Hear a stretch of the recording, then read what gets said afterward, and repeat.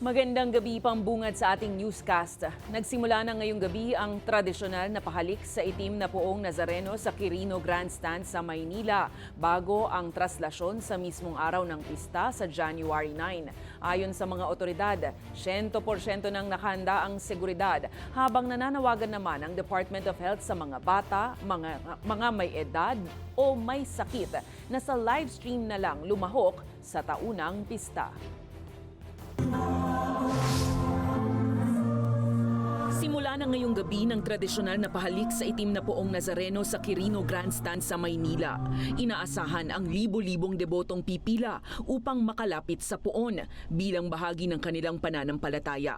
Mula rito, magsisimula ang taunang traslasyon o prosesyon para sa banal na paglipat ng poon pabalik sa Quiapo Church sa Biyernes, January 9. Ayon sa kapulisan, nakahanda na silang magbantay sa seguridad at kaayusan sa inaasahang dagsa ng milyong-milyong deboto. Yung Area 1, yung Quirino Grandstand, ang Area 2 po natin, yung kahabaan po o buong ruta ng traslasyon at ang Area 3, yung Quiapo Church. So mayroon po tayong humigit kumulang na 15,000 PNP personnel. Inatasan na ng Department of Health ang lahat ng mga kalapit na ospital na maghanda ng mga gamit, gamot at tauhan sa emergency rooms sa ilalim ng Code White Alert.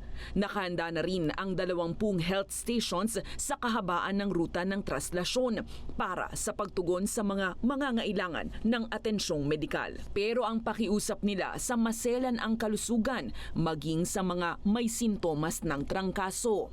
Sa social media na lang makilahok sa mga aktibidad.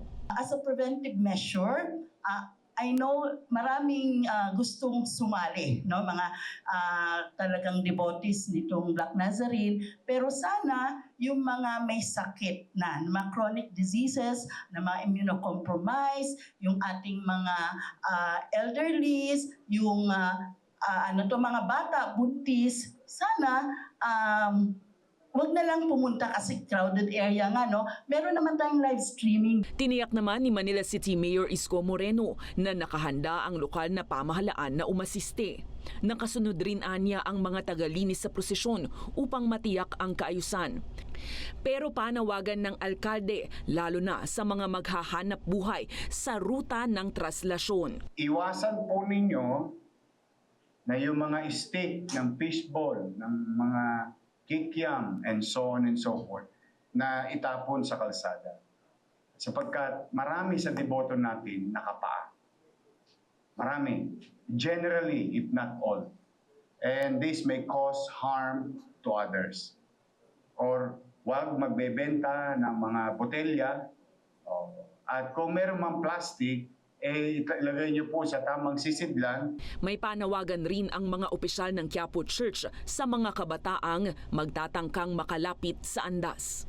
Ingatan po natin sila. Hindi ho nila alam ang pisikal na sakit na kanilang dadanasin kapag sila ay sumampa sa andas. Napakahirap po na lumundag ng 4 na metro ang taas. Kaya ang pakiusap po namin sa mga nakakatandang deboto, sa simula pa lamang po ng kanilang pagsisikap na sumampa sa ating mga balikat o ulo, pababain na po natin sila at itabi. Sa pagtataya ng mga otoridad, posibleng lumahok sa pista ang aabot sa mahigit 8 milyong deboto ngayong taon. Kaya't muli silang nananawagan sa kooperasyon ng lahat para sa maayos na pagtataguyod ng banal na aktibidad.